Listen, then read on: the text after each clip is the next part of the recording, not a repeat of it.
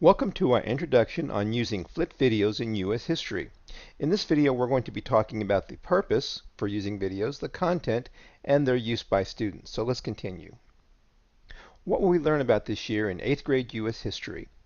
These topics over here, history, geography, government, science and technology, and culture, are sometimes referred to as the strands of social studies. The biggest of these, of course, is history, and in this class we're going to be studying from the year 1607 to 1877. So every year they ask me, are we going to learn about the world wars? And I'm sorry guys, the answer is no. We save that for high school. But again, we'll also be talking about these other things, so it's quite a lot of content to cover in 1 year of class. Now, students today use the internet for a variety of purposes. Probably the most common one is for social media, but they also use it to learn about new things and to educate themselves. So education is definitely another function of the internet and one that our students are very well acquainted with. And this leads us to blended learning. Our class is going to use what's called blended learning. And what this means, let's look at our Wikipedia definition. Blended learning is a formal education program in which a student learns at least in part through delivery of content and instruction via digital and online media with some element of student control over time, place, path, or pace. And what that means simply is that the internet is utilized in the classroom and that students have some freedom of choice as to how they will use that. Which leads us to what are flipped videos. In our class, being a history class, it is a lecture-based class. We do have quite a bit of material to cover, and a good part of that is covered in class lectures. But all of these lectures have also been recorded on video. These videos will be are accessible from any internet device, smartphone, tablet, computer. And this allows students to access these videos outside of class, but at their own convenience and at their own pace. It also allows parents to view the content that their students are learning about in class. And as a result, this also opens up more class time for group activities and guided practice. And this is what we call flipping instruction, where the lectures go home and the activities or the homework is done in class, like our little friend over here. So how are the flip videos set up?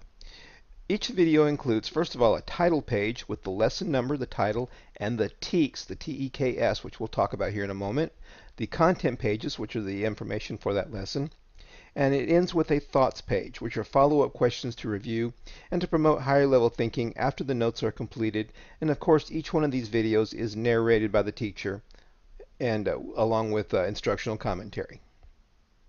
So let's look at our first one. Here's an example of a title page. This is for lesson 7. Notice that the lessons are all numbered.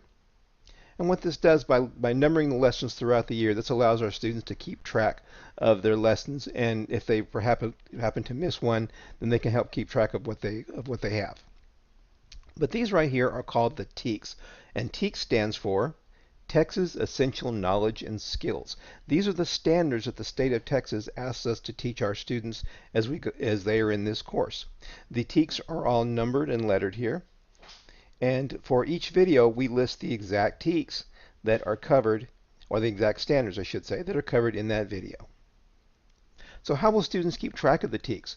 At the beginning of the year, your child will be provided with a document that lists all of the TEKS, and it lists them by unit. For example, Unit 2 on colonization. By the way, this also includes the chapters in the textbook that cover the same information. So the students have access to this information, and also, after we have delivered the instruction, we're going to ask them to rate themselves on how well they feel they understand those particular TEKS, from a scale of 4, which means high level of understanding, to low, meaning that they would need to go back and review that and spend some more time with that one. Let's look at a content page. Here we see an example of a content page from the flip videos. Notice, first of all, that major vocabulary and important dates are underlined. For in this case, the year 1620 and the Mayflower Compact. That I have what are called the red notes, and these are the essential content that we want to make sure that they get their notes on. Students take notes in different ways, but the red notes call their attention to the essential content on each page. And finally, we end each lesson with thoughts. The idea of the thoughts are to both review what they have learned and also to extend their thinking. So if we look at this particular one, the first question is just a review question based on information from ask them to recall information from their notes. If you look at the second one, this asks them to make an inference or to extend their thinking from the information they've learned. And finally, the third question asks them to come to an independent conclusion and to justify that based on their learning. So this asks them to extend their thinking and broaden their learning. Now, in class, these thoughts questions can be used in class as warm-ups. They might be discussion questions, exit tickets, or in some case, they may even be used as a graded assessment. Now, how will students use the FLIT videos? In our classes, the pre-AP students, the FLIT videos are their primary source of lecture content, which means that we won't do a lot of lecture in class in and of itself. What we'll do in pre-AP classes is assignments that are based on these lectures and based on this information. Now, in the regular classes, we will do the lectures, but they can still use the videos to review their class notes, to make up any notes that they miss if they're absent, or in some cases to complete notes at their own pace. If they want to do more detailed notes or want to add to their notes, and there's not enough time in class, the videos allow them to do that.